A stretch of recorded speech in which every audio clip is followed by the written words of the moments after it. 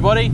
For the last week, for me, probably the last month for you, I've been driving a series of beautiful, very varied classic cars courtesy of the good people up at Retro Classic Car in North Yorkshire. Now the majority of these have been nice old pieces of Americana. Now up until now, the start of nearly every review has gone something like this. Here's a beautiful, lovely, gorgeous piece of America from the 1960s or 70s with a massive, great big V8 engine mated to an absolutely awful, terrible, slushymatic gearbox. Well, not today. Oh no, today we've got the full package.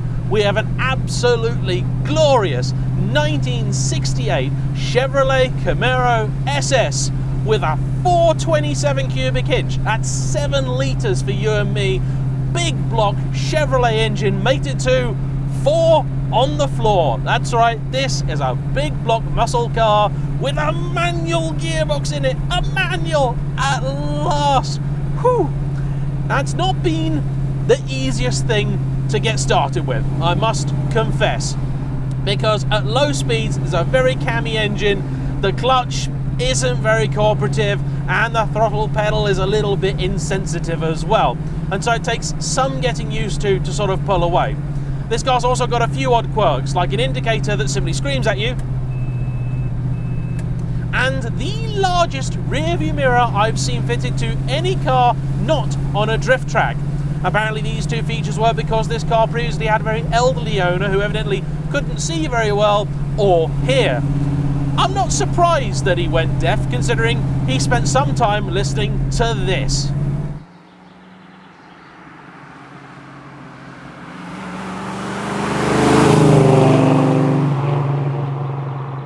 It's got some pickup in it, it really does. Gonna get it warmed through properly before I give it the big one. But this is a very interesting experience. Now the steering is slow.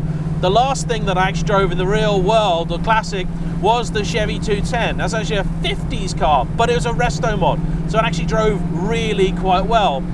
This, not so much. Loads of play in the steering. I mean, look, I can do that with it, and it doesn't really do much. But it's a pretty easy car to place, great visibility, infinitely better than the Mustang Mach-1, which was probably one of the worst cars I've ever encountered for that. And this does also look utterly sensational. This blue paintwork, white stripes, it just screams 1970s, even though it's not actually a 70s car. Oh yes, that engine's got some legs on it. Now, in period, this kind of engine would have put out something like about 425 horsepower, but that was with the old rating system. For a modern equivalent, you probably want to drop about 100 horsepower off that figure, and it's mated to a car which is no lightweight. Don't know exactly how heavy it is, but it's not a small car, and there aren't really very many trick materials used in its construction. Of that I can assure you. But you just don't buy into these kind of cars for that sort of thing. You buy into them for the experience. And I have to say, this 4-speed manual box is actually really quite nice to use.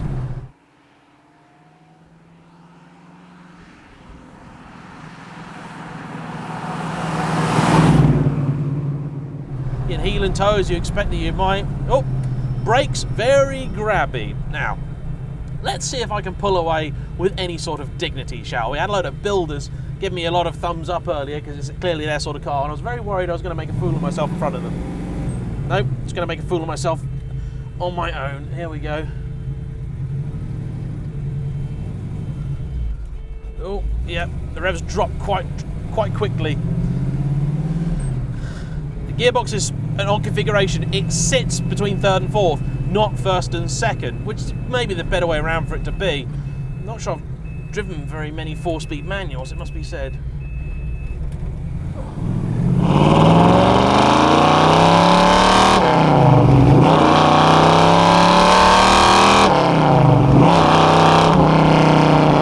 That's the American classic car experience I want.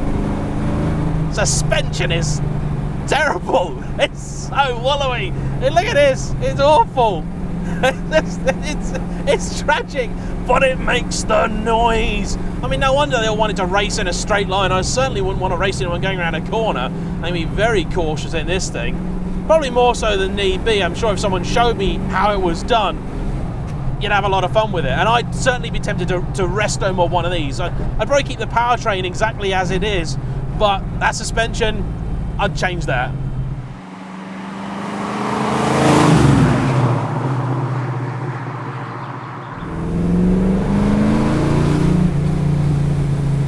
I don't know what the red line actually is. It's got a Pro Comp tacho down here, which clearly is not original fitment.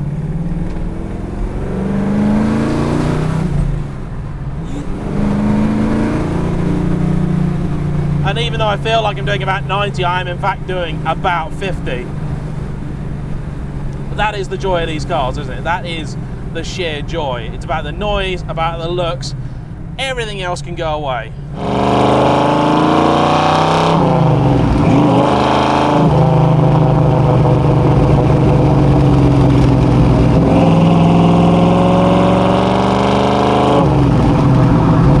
Shifter is in exactly the right position, looks proper as well. It's a cue ball style shifter, absolutely marvellous.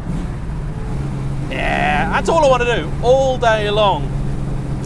And although it's started to rain now, great timing in this glorious British weather, it's actually doing a pretty good job of putting its power down, it must be said. Now, I'm quite confident that if you took liberties with it, it would take liberties with you, but if you respect it, you'll get on just fine. And to be fair, the slower you go, the more you get to enjoy this thing on the way to your destination. None of the cars that I'm filming this week are any different. That's why I say similar things in all the videos. This one's got that added level of engagement with the manual box, and it is adding a real level of engagement with this vehicle. Steering really is quite sloppy. I would personally want that sharpened up. And the great thing about all these old American cars, there are lots and lots of ways you can improve them using factory parts or, you know, genuine General Motors bits. Why is it so easy to stall a 7-litre engine? This and the Aston Martin 6-litre V12 are the easiest things to stall. Hey ho. Well, I guess it's got no anti-stall or anything like that. It's just you, the throttle, and the car. That's it. No excuses, Jimmy boy, for poor driving.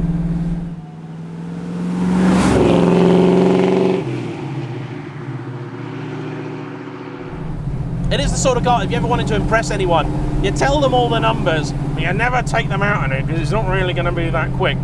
But it's just fine because it looks fast. And 1960s Americans knew that looking fast was much more important than being fast. Let's have a bit more of that throttle, shall we?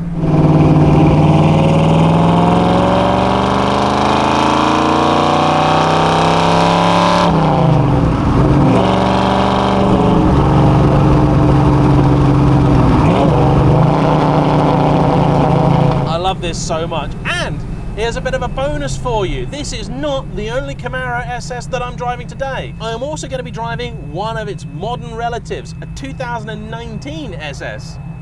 And I suspect it's going to be a very, very different experience, but honestly, based on looks alone, it'll be the old car I take home every single time. It is, if nothing else, authentic.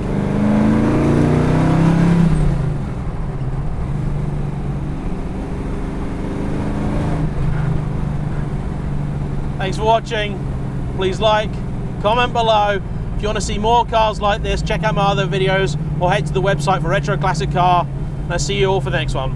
Bye bye.